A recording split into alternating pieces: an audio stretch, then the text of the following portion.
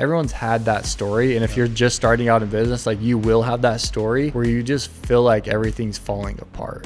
And for us, starting multiple businesses, like there's been a lot of those. When you hear just like, yeah, we just kind of kept going, but you're like, no, like I can't pay payroll or I can't do something. Like that was us. That was where they're at. And I've had a few of those stories just like Cameron at Coconut. It's hard to hear that like, hey, the hustler needs to die for a sec. Be a good friend and mentor. You need to stop pouring all your money into marketing. If you're at 20, 25%, 30%, if you're not being strategic with it. How do you break out as an entrepreneur? How do you find out, hey, it's time for me to break out, or when to break out? Welcome to the Premium Mindset, the weekly podcast where homegrown entrepreneurs and business owners, Evan Ritchie and Cameron Bodden, share the good, the bad, and the ugly of modern entrepreneurship and reveal what really happens behind the scenes of their personal and professional lives.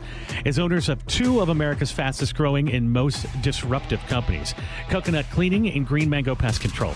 Stay tuned for real stories, struggles, insight, and advice from real entrepreneurs in real time. All right, we just launched my book, Home Service Empire. And the reason why I wanted to do it is like the original is that I wanted my kids to understand what this chapter of life was all about, the last 14 years of starting Green Mango and all the other service companies. And it was just like a perfect bookend for me. Right. And so probably a year before I sold, Clay, who helped me write the book, was like, hey, we should write a book. And at the time I didn't know if I was going to sell or not. And I just told him like, it's like the last thing I want to do. Right. I'm not sure I want to. I think it'd be cool to tell a story. And then when it was like, hey, we're going to sell, I called Clay and said, hey, let's finish it. And dude, a book is a lot of work. Like it's a lot more work than advertised. And no offense to Clay, like, but it's like, dude, I thought it was going to be easy. Oh, tell him a couple stories and, he'll do the hard part about ghostwriting. And he did, but like, it's time consuming. But with that said, the book is about my story, but also about all the business principles that you and I have learned over the past 14 years. And one of the big things that it talks about first is that, it talks about the day that it broke. And when you and I think about, and anyone listening to this podcast, in life in general, but certainly if they own a business, like everyone's had that story. And if you're just starting out in business, like you will have that story where you just feel like everything's falling apart. And I know so I want to start, like what I want to do here is I want to tell one of my stories, and you can only share one of I can 50 share about of my yours. week. I'm just kidding. But those of you guys that have listened to podcasts of me in the past, like, because this is like a popular question when you go on podcasts, like, tell me that time where you just thought it was over. And for us, starting multiple businesses, like there's been a lot of those, but one of the times was probably the first one, which was about year 3 or 4. I was in the backyard of Maricopa and servicing the houses for Green Mango. And I was allergic to the pesticides that we were spraying, and we didn't know how to. You've never heard that? I've never heard this. Dude, I was so bad because I'd be spraying, be like, yeah, it's all natural, it's safe, whatever, and be like sneezing like crazy. And to a point, I'm like, dude, what is going on? I went to the doctor and got, how they do it's probably 50 pricks on, like they number it and then do it. Like everything ballooned up. That's pretty, like basically outside. Anyways, so I'm in the backyard in Maricopa. It's 115, 120 degrees outside in the middle of the summer. And I'm on a 3-way call with my dad, and my dad, who's the investor, Dusty, who's my business partner. And I'm in the backyard, and I tell this story that we're in Maricopa, and, no offense to Maricopa people, but it's just kind of like lower income. They don't necessarily have backyards or have the money to splurge on a backyard. And so it's usually dirt. And then with that, it's really popular to have a pit bull dog. Yeah. And they don't clean up their poop. No. And it's just nasty. And so we're in the back, and when you spray someone's dog poop, it kind of like reactivates. So I'm sneezing. I'm in the backyard. I'm on this 3-way. I'm spraying the house, and I'm just like on the phone with my dad. And, hey, Dad, we're going to try and get $225,000 for this pest control business to pay you back. Like, we're not going to make anything. I got to figure out what I'm going to do for my career. We're just going to sell it. Yep. And then he's like, well, all right, that I appreciate it. anything I can do. So it's like, no, like the model doesn't work. And Dusty and I just kept working because we didn't want to lose my dad any money. But we were just waiting for a buyer, and after 6 months, no buyer, a year, no buyer, 2 years, no buyer. We just kept going. And that was our first time where it was like, man, we're just going to stay persistent at this and keep trying to figure it out. And, what's funny is just everyone has those stories. And so that was our first story of like, man, this is tough. Business is tough. I feel like hearing that story a few times now, it's been more relatable to me. And I feel like you doing the 1% club, like you're probably hearing a lot of people who are just like, dude, I can't figure this thing out. Right. And to those listening that have their own business, and you're listening to Cameron and you're like, dude, that's me right now.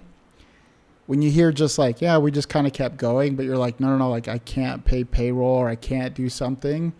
Like that was us. That was where they're at. And I've had a few of those stories just like Cameron at Coconut, because when I got into Coconut, I just remember thinking like, my partners are Cameron and Dusty. Like it's a straight ride to being a multimillionaire. Not like that in and of itself. I just knew my work ethic. So like I knew I was going to put in the work, but like I just generally like thought like we're guaranteed going to make it.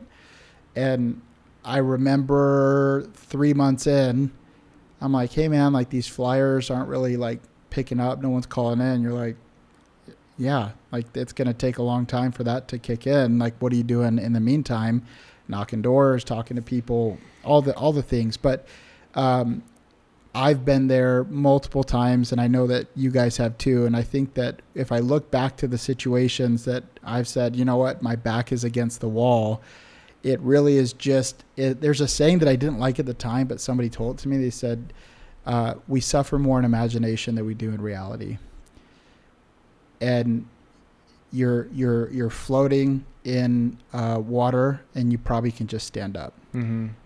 And here's what I would say is that in the moment, these things are extremely real. The fear of not succeeding, the family, the spouse that's waiting for you to get it together, like all of your other friends have it together, the kids that are waiting to see you just come home at a reasonable time, like all that stuff is real. But I'm telling you right now that the work ethic isn't going to save you. It's going to be getting very, very strategic and resourceful, like we've shared on another podcast, where you stop putting yourself in the positions where your back's against the wall and you start saying, one, what can I do right now to get me the most amount of cash the fastest way possible? And then when you do that thing, then you start saying, okay, cool. Now I'm going to take care of bill number 1, bill number 2. And then you're 6 months past that date when you thought everything was over, right? But our principle that we wanted to talk about that a lot of entrepreneurs find themselves in, it feels like the hamster wheel, but it's this like gritty part of you, this hustler part of you that leaves your job, thinks you can go start another business or just go start a business.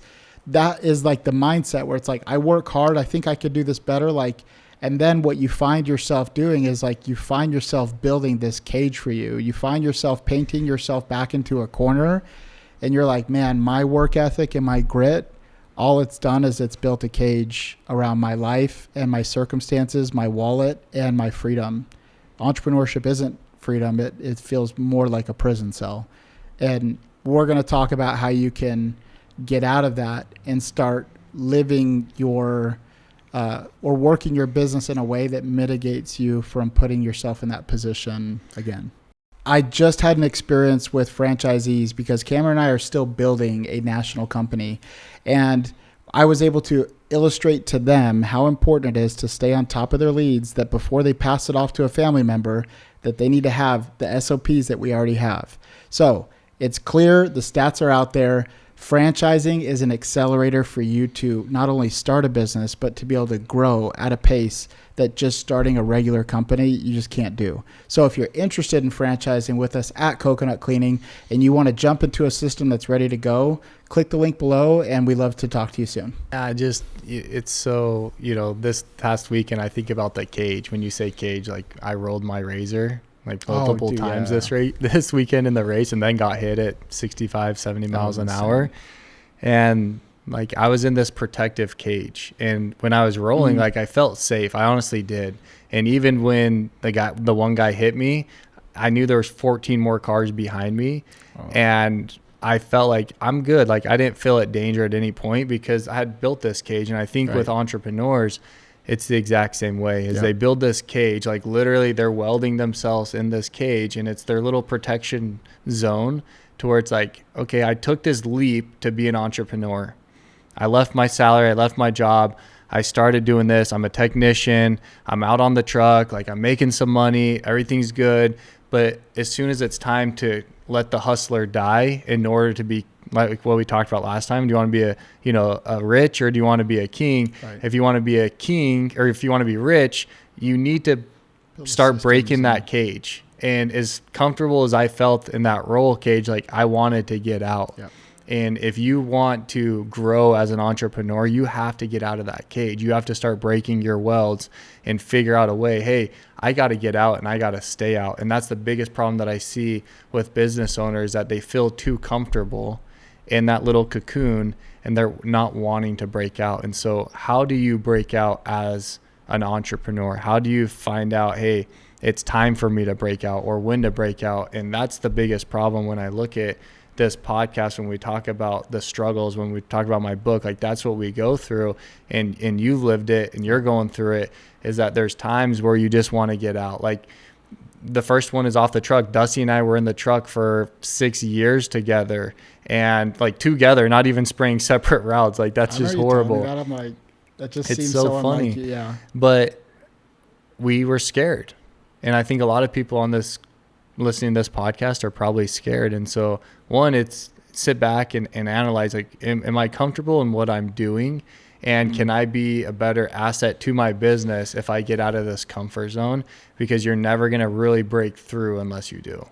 The many times I realize I painted myself into a corner, because it's not always as dramatic as like, okay, now you created a business and you're stuck. Sometimes it's maybe you are enjoying the process of building, but you do find yourself at times in positions where you can't do the things that you want to do because of singular things that you're doing. So here's the exercise that I'd encourage you to follow through that works for me, because it happens in micro events throughout the year where Cameron will say, hey, do you want to go to the waste management, or do you want to go to this little thing that I'm doing in Utah? It's for 2 days. Here's what I'd say to you. Walk through the exercise of, if somebody walked up to you and said, here is an all expense paid trip to wherever you really want to go, your dream destination for you and your spouse, or you and a friend, all you have to do is leave right now and give me your phone. It's 7 days. Whatever immediate things come to mind as this would be a problem, this would fall through the cracks, this person would have no direction on what they're doing at the office, the technician, whatever it is that comes to mind, that is the next focus that you need to relieve yourself of. So for you, if you're like, well, I'm still in the van, like who's going to service my jobs? Great. Now you have your first area of constraint. What is yours right now? The SOP thing that just wrecked me. What? 8 years of no SOPs, no manuals. But like right now, if I said, okay, give me your phone, you and Kate are going to Hawaii, do you feel like you're in a good, honestly, like? Yes. What I don't feel I have nailed down is the company able to grow. I feel like everything can be maintained. Able to grow, like no one's going to push it for growth. Yeah. Like I feel that way too right now. Like that'd be the only thing is, I think Megan would drive, but I feel like no one can drive like I drive. I feel like it's easier for me to answer today because like like I just talked to Tanner, who's our chief growth officer, right? What a and title. he said he's meeting with these brokers, and I met with one with him, and they were like, oh, it's $2,000 to like be with us per month, just to even like, it's pretty much management, and then like let us know how much you want to spend for how many leads you want, and then we're going to take a franchise fee. I didn't even have the answer for what is in our budget. So I knew right here that like if you and I went on a trip for a month with our families, I knew that he would have no direction on what budget he's allowed to spend for leads. And if where majority of our leads are coming from is our organic So would you content. feel comfortable him calling James, and would you feel comfortable James would give him the right answer? Our CFO, James? And like, does he know to call those people? I think about if I died. I'd say no right now. You know, it's like, no. you know, I don't want to be dramatic, but if my roll cage didn't hold up, like I feel like I would have died.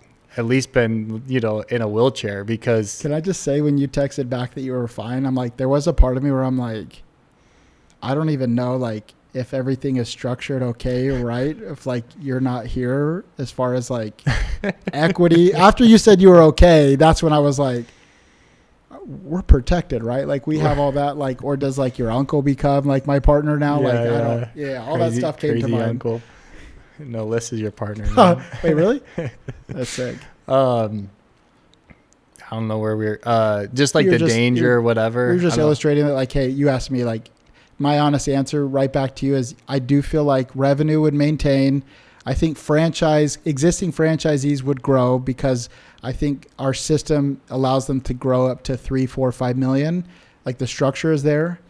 Where I don't think we would grow is new franchise sales. And I think that this is not a compliment to myself. It's not.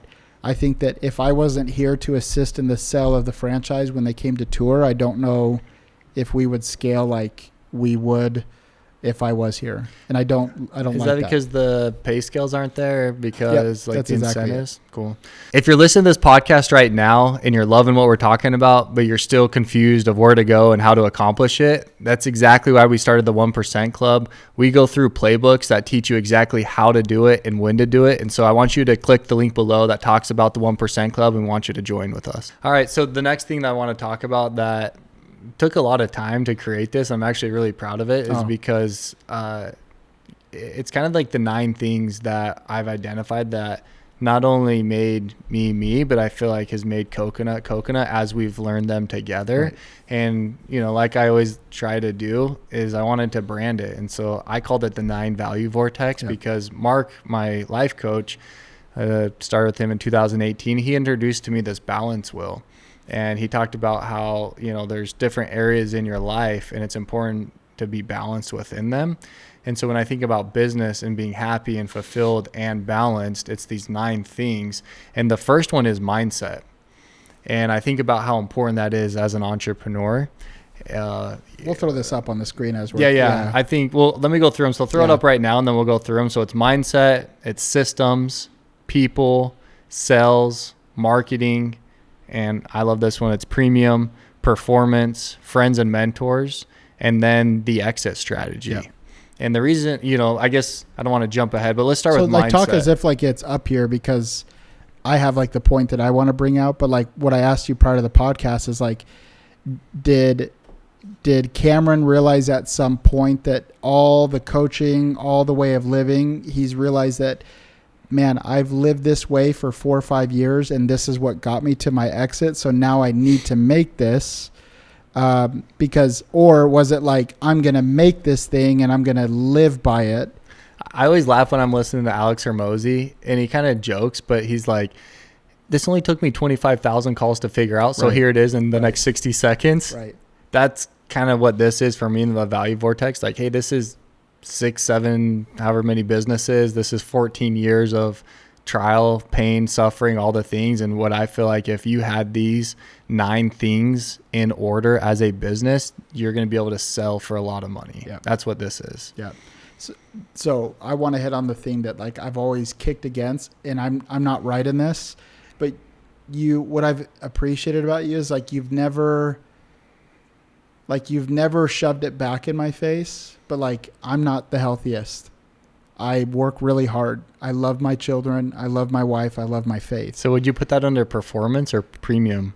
I would say it's like performance or systems in the specific category of my health performance. It's this, my mentality about it is the measurement that would bring me down in premium, and then performance, it would bring me down in performance. That's how I'd put myself there. But I want to explain the notches and why I disagreed 3 years ago. Whenever you showed me this, I'm just like, there's no shot, because what you said to me was like, Evan, I hear you. You work hard. You work 18 hours a day.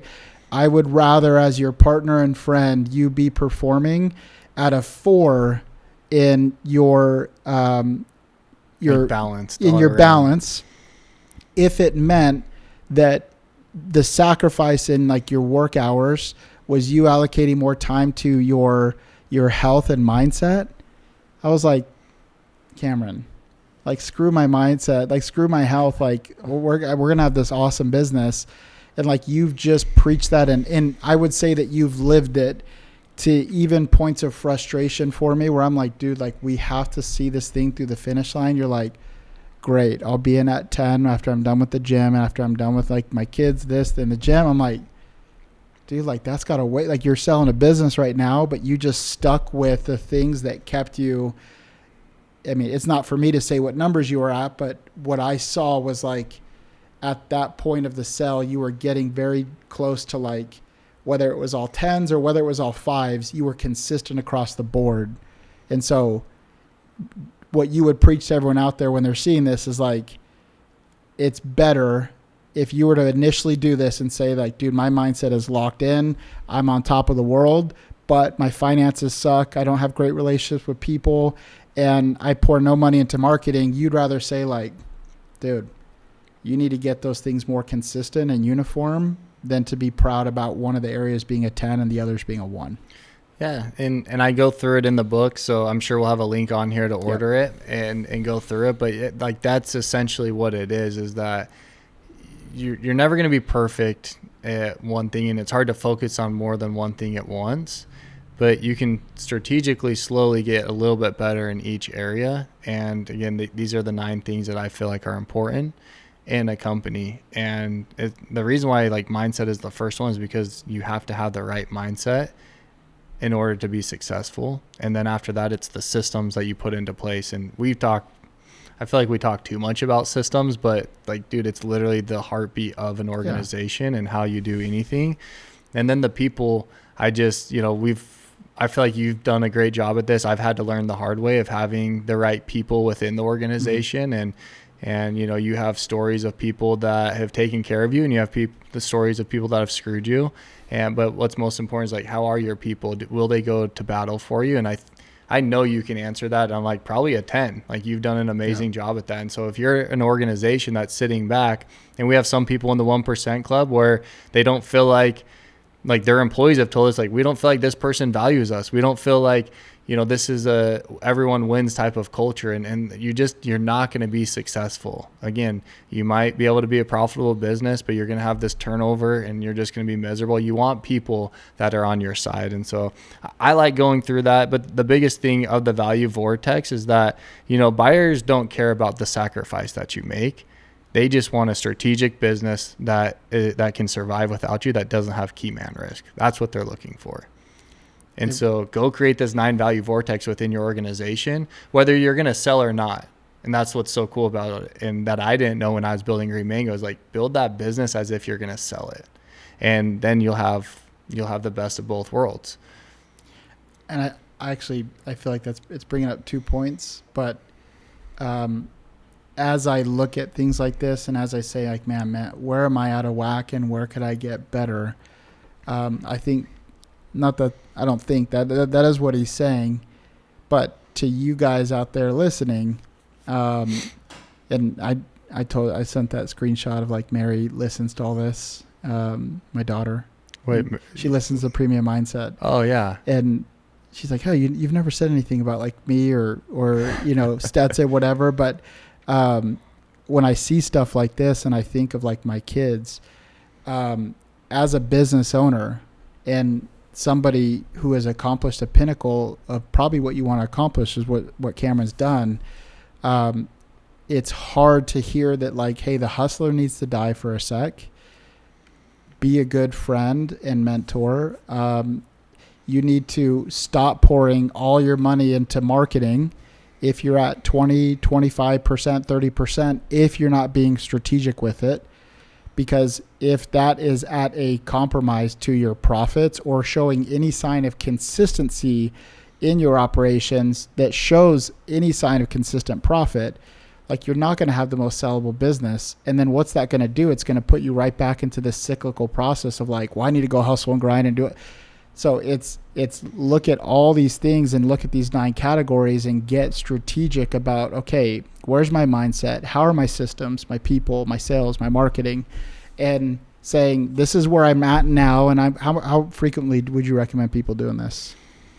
At least once a quarter, like when you're redoing your goals and you're analyzing where you landed the past quarter and where you're wanting to go for areas of focus. That's what I encourage. So you may not get to you may not give too many applications for people, but if they take it the first time and now the book's out by the time of the releasing of this podcast and they say, like, Cam, like, so what are you saying? If my mindset is a 10 and I just have the best people in my life and I am paying for mentoring and that's a 10, but I'm not prepared for an exit and there really is no SOPs, manuals,